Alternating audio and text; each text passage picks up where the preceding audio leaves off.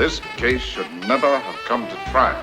I don't think it's fair to call my clients frauds. Because one time I turned into a dog and they helped me. Thank you. Your Honor, we would like to withdraw our plea of not guilty and enter a plea of guilty. This trial is a travesty. It's a travesty of a mockery, of a sham, of a mockery, of a travesty, of two mockeries, of a sham. If we are to have faith in justice, we need only to believe in ourselves. And the truth shall set you free! How do you plead, guilty or not guilty? Oh, guilty, but with a real good excuse. I think the truth will come forth. You can't handle the truth! Hello, everybody. It's time for more Law Light. Brought to you by Foreman, Watson, Holtry, FWHlegal.com. We are coming to you today from the high-rise white brick edifice at 530 Frederick Street. It's a beautiful day. And PJ and I are kicking it up in the library studio. Word. Not to use antiquated hip-hop references. Yeah, right. That's good. I like that. That's a blast from the past. Mm-hmm. Ice Ice Baby. So there's all kinds of things going on. The lights are flickering. Are we having... Yeah, they are. Are we having... What is going on? I don't know. Are we having an earthquake or something? I think things will be shaking. Well, the walls were shaking. The earth was quaking. Okay. Shook me all night long. AC/DC. So lots going on around here and around our country. And our last podcast stimulated a lot of great discussion as I went off on my whole idea of being lied to by those in positions of authority. Mm-hmm. And shortly before coming on here, you share a story about a person with authority, maybe not exacting that authority in the right manner. And it is all kind of in line with some of the materials that my cousin sent us to ponder upon. Mm-hmm. And so interesting times to say the least. Is he a conspiracy theorist? A small one. Okay. Maybe not great. I think that he's open-minded and not afraid to believe that there could be some things that are at play here bigger than what we may see. Right. You know what I'm now, saying? I don't think anything he sang was conspiratory because he was spitting facts. Like the way he wrote You and I was pretty factual. Right. But there were times, too, there were a couple small things he said where I was like, I bet he's a conspiracy theorist. Yeah, well, Darren, we may have talked about that even in the podcast. If you're listening, Darren, would you classify yourself as a conspiracy theorist or conspiracy factualist? That's right. I will say, what he wrote to us, to me, was very insightful. Mm-hmm. And has me thinking about some things. But then, lo and behold, the Feds increased the interest rate again yesterday. I saw that. Just in line with what he says is going to happen. Yeah. Well, it's the lizard people trying to keep the human down. And if you go to the grocery store, you can't afford groceries anymore. I was just downstairs, and Heather said that her husband didn't believe why these charges were all like Kroger. And he's like, what are you doing at Kroger that I don't know about? Right. And she said, husband, you're going grocery shopping with me. And he went and he couldn't believe the price of groceries. I'm going to give you an example. It's dumb. Missy and I drink Canadian dry ginger ale. Fancy. But it's the diet. Oh, gross. 0 sugar. And last week when we did the ship shop thing, because we do, from Kroger, it was saying that it was going to be $9 for a 12-pack of those. And I'm like, are you kidding me? And then she gets these nutrition bars called RX bars. Mm-hmm. And normally they are like, $3.19 for a box of 6 of them. And it was $4.99. And I started going down a list. I was like, it's just getting out of control. Everything, And so anyway, I don't want to go off on this again, but the whole point is a lot of interesting discussion from the last podcast. It did catch a lot of people's eyes because we got several comments. Yeah. So I'm glad to know people are listening and enjoying the content. Oh, absolutely. We do have an opportunity coming up to vote. One of the things that's interesting is, we have Kelly here in our office who is her last day is tomorrow before she goes on maternity leave. Is it really already? She's going on maternity leave tomorrow, Holy and then the crap. following week she has, I believe, her C-section scheduled. Oh wow! And that sounds like fun. Yeah, about a week and a half ago, 2 weeks ago, she started thinking, "Oh my gosh, I'm not going to be able to go because my C-section is scheduled on the same day as Election Day. I'm not going to be able to go vote.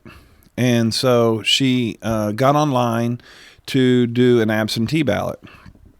You know, I've heard all this stuff about we've made it too easy for people to vote by mail, and counting those votes is all part of this big conspiracy theory of trying to exact power upon the United States by groups that don't have they shouldn't have that much say and all that stuff. I wouldn't put it past us, but anyhow, when she started reading, so there are 16 states in the United States. I researched this a little bit. There are 16 states in the United States, PJ, that don't require an excuse at all. You can ask for an absentee ballot. They send it to you. You don't have to tell them why, and you just vote by mail. There are 22 states that basically make it to where the only way you're allowed to vote by absentee ballot is if you can provide proof that you will not be in the state on that day. Plane ticket, reservations, something like that, a note from an employer that you're going to be out on business, things like that. The remaining states, you have to have an excuse. They're called excuse states. And Kentucky is an excuse state. Kelly was going through the excuses. Oh, they have a list? They have this list that you have to fit into. Do they have an other in case you don't fit under any of the categories? I do think it says, or some other extenuating circumstance. Yep. Then if so, describe in detail below, that kind of thing. The closest to Kelly's situation, which I think hers is pretty unique. I mean, it's a C-section scheduled that day. There was one that said medical condition, and I was like, well, Kelly, it is a medical condition. Yeah. I mean, your doctor has determined that with this pregnancy, it's best to do a surgery that day to have the baby safely delivered. She went ahead and chose that option to do. But it was interesting today. I didn't know all about that. I was like, maybe I should just do an absentee ballot. Before that, I've always said it's easier than going down there and just go ahead and get it knocked out of the way.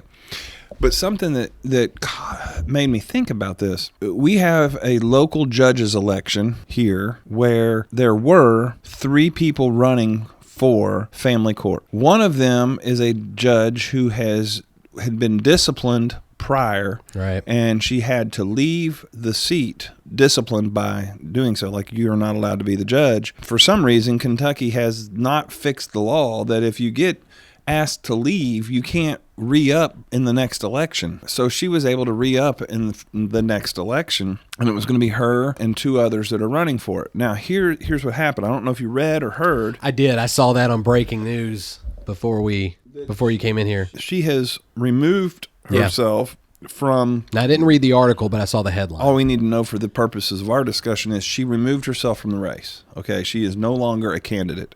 So now we have the other 2. Let's say that Kelly turned in her absentee ballot and voted for that person who has now removed their name. You see, the predicament you're in is if there are late changes to the ballot, right, do those get thrown out and not counted? Does the whole ballot come out? I mean, because I don't know. I don't know the answer to that, but it started making me think that could really sway this election.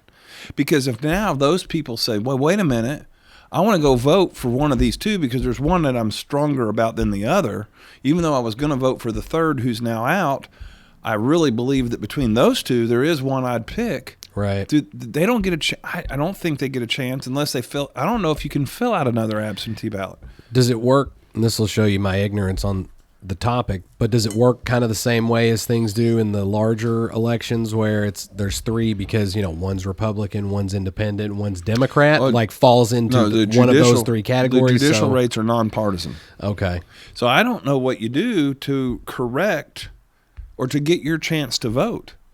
Unless they interpret it as, well, you did get your chance to vote and you voted for a person that wasn't competent enough to stay in the race, Yeah, true. And so in the end, you voted for a loser. Yeah. I don't know, but I would think they just throw all those votes out because and notify those people that, hey, your ballot is no longer. I don't think they're going to go that far, though. I don't either. I don't think they would take that step. But it can.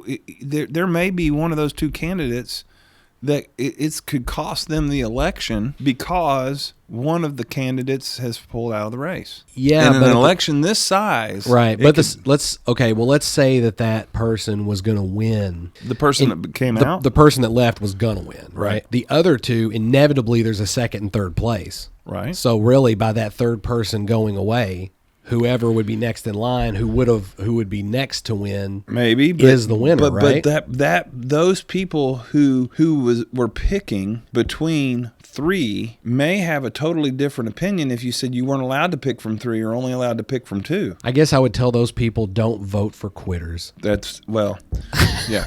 But you see my thing about I see what you're saying. Because if they may be like, oh, I really agree with this person, so I vote for them. The next person who would have won, actually their vote would have gone to the person who came in third place because they don't technically sit with the person who's second place. Exactly. Yeah. Yeah. So you're right there. So here I was like really trying to tout myself up to say, man, I really wish that we were in a state where it was easier to absentee ballot or mail ballot. I'd do that, But now I'm glad I'm like, no, now that I see this, and maybe there's an easy question in that if it's within a certain number of days, they send out a notice, do you want to change your ballot? And you can say no. Right.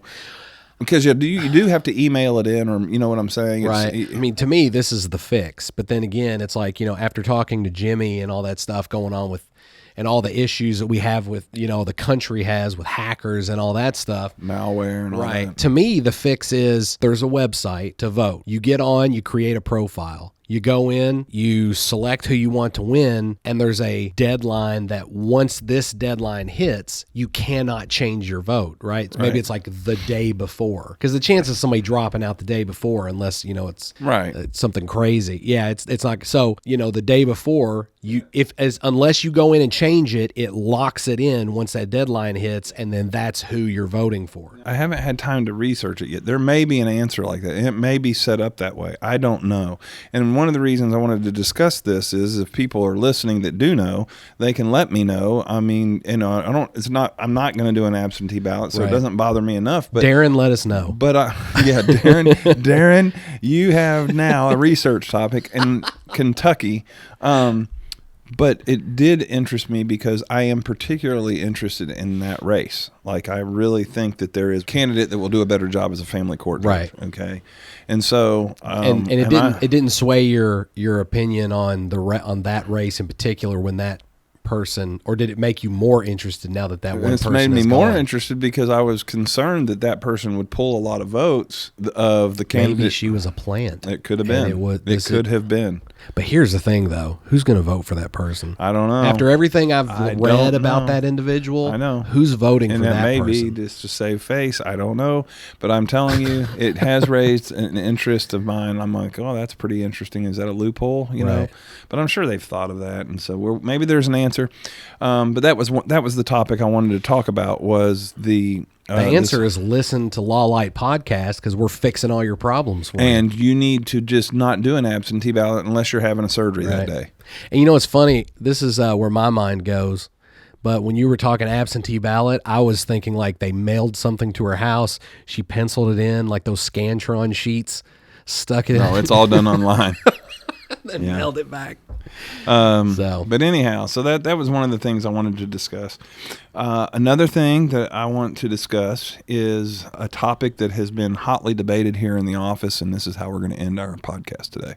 The people that handle a lot of our social media for us, they put a post on Facebook that said, okay, with Halloween now gone, are you the type that rushes straight to Christmas, or do you celebrate Thanksgiving? Yeah. And so we have a lot of people, PJ, that you and I really like, that we admire, that we respect, but they have this idea that you are supposed to skip Thanksgiving and go straight to Christmas. No. I agree with you. Number one, my birthday is November 26th.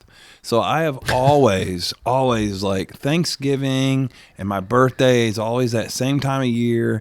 And like, I thoroughly enjoy Thanksgiving. I can see you getting excited just talking about it right now. Let me say this. It's Christmas without all the hubbub. You get together with your family, you eat, it's cold outside, it's not yet ice and snow and all that stuff. Yeah. And you don't have all the, it's it's family. I don't know. I've just always loved Thanksgiving. And I think we rush to Christmas and we overlook that we have so much to be thankful for and that we have things to celebrate, and without having to give a bunch of gifts to it. Don't get me wrong. I love Christmas too. I think it's great. And for what it stands for me, it means a lot. I also have a lot to be thankful for. Now, I don't get together with my family at Thanksgiving and remember the Pilgrims and all that stuff. That's not the purpose of that, right? I mean, a lot of that's been debunked anyway on the real relationship between the Pilgrims and the Native Americans and all that stuff. And what is wrong with a day being celebrated in our country when there's so much wrong? But just be thankful for something, and even if it's just one person you celebrate it with, or just stop and be thankful. And my vote is Thanksgiving gets celebrated. Is it your house? You're the same way? Oh, I'm the same way. Okay, I'll give you this as an example. I did a double take on this. So Monday, when we went over to Leslie's parents' house, and every year her whole family gets together on Halloween like it's Thanksgiving. It's awesome. Okay. And what they do is all the nieces and nephews, they all go out trick-or-treating. So the whole family goes in a big group and everything. Connor didn't want to go, so he hung back and hung out with Leslie's mom and passed out candy to kids that were coming up to their door. But it's like Thanksgiving before Thanksgiving gets here, but it's Halloween, and Halloween's my favorite holiday. So anyway, this is just like a win-win for me. So anyway, we go trick-or-treating, and we're walking through her parents' neighborhood, and we get to this house, and they've got their door open. They're standing in the doorway celebrating. They've got the outside of their house decorated with Halloween. But as I look past them into their home, the interior is Christmas already. No. There's a tree in the corner decorated. There's Christmas decorations on the walls. I'm like, what the F? I wanted to run up to their door and just smash through the glass, help myself to some candy, and then throw their Christmas tree out on the lawn. It's not that I'm anti-Christmas. It's like I'm not anti-Christmas. It's just Mine is, I will give you the day after Thanksgiving all the way through to Christmas, and we can keep celebrating it for a few days after. I don't care. But man, having it up it just kind of numbs it all to me. It's like by the time it gets here, it's like, How many people have you met in your lifetime that before they were 21, they did all kinds of drinking and stuff, and then when they hit 21, they're like, I don't even feel like doing it anymore because I did, that's what this is for me. Like for those, it's like by the time Christmas comes around, I'm so ready for Christmas to be done with because now I've lived it for 2.5 months that I just don't care anymore. I agree. Well, so what we need is people that are listening to this. Once you listen to it, respond on Facebook, YouTube, text, email, whatever. So on Facebook, if it's just let us know. Christmas or Thanksgiving? I think you and I are in a minority. I really do. I'm afraid to say that, but I think we are. Well, for you, I could see where it almost comes across as a personal attack because you equate Thanksgiving with your birthday, and for people who go, it's like, don't skip my birthday. For you, it's like, so if Thanksgiving's worthless, then what? Is my birthday just as equally worthless? But no, I equate it in my mind to great memories because, my birthday time and that kind of stuff. But anyhow, okay, we got to touch on this and then time to go. Plus, you get Plus, I have to pee really bad. I have to pee so bad. We're going to have to end this podcast. Okay. But have we done the math to count backwards to when you have to have the 32 and I've already got them done. Okay. So when do we announce it? I got the list put together 2 weeks ago. When do we announce it? I think it starts. I gotta pee. I think it starts. Do you really have to pee that bad? Yeah, my legs are shaking. Why don't you just go pee and then we're good. We're just okay. People on podcasts stop all the time, pause all the time just to go pee. We got to finish this, man. We got to knock it out. Okay, man. I'm gonna get you some diapers for Christmas. So if we want to or your birthday, the Thursday before Christmas. It's 6 weeks, right? Yeah, it's 6 weeks. So it would be the 3rd week of November. That's right. So we have next week is, and then the week after. Week after we start, and the list is already put together. All right, great, good. And Christmas movie bracket is coming your way. There's a lot of classics on there. Yes. And so to But get there's gonna ready be for some that, upsets. to have some debate and upsets and things like that, next week is Street Brawl, okay? Oh, and then we go geez. from that into movies. How's that? I know. You well, like that? Well, Jimmy's not here anymore, so I don't know who. See, he Who- proved. Who am I going He to pick proved on? you were right. That's couldn't true. handle it. He couldn't cut it. Couldn't cut it. Here, Foreman Watson Holtree. This has been Law Light, brought to you by Foreman Watson Holtree, FWHlegal.com. Thank you for your time today. If you have any questions about the firm, check us out on our website or any platforms of social media. Until next time, thank you, God bless, and I gotta pee. I was trying to make him pee and it didn't work. This case should never have come to trial. I don't think it's fair to call my clients frauds. Because one time I turned into a dog and they helped me. Thank you. Your Honor, we would like to withdraw our plea of not guilty and enter a plea of guilty. This trial is a travesty. It's a travesty of a mockery of a sham, of a mockery of a travesty of two mockeries of a sham. If we are to have faith and justice, we need only to believe in ourselves. And the truth shall set you free! How do you plead, guilty or not guilty? Oh, guilty, but with a real good excuse. I think the truth will come forth. You can't handle the truth!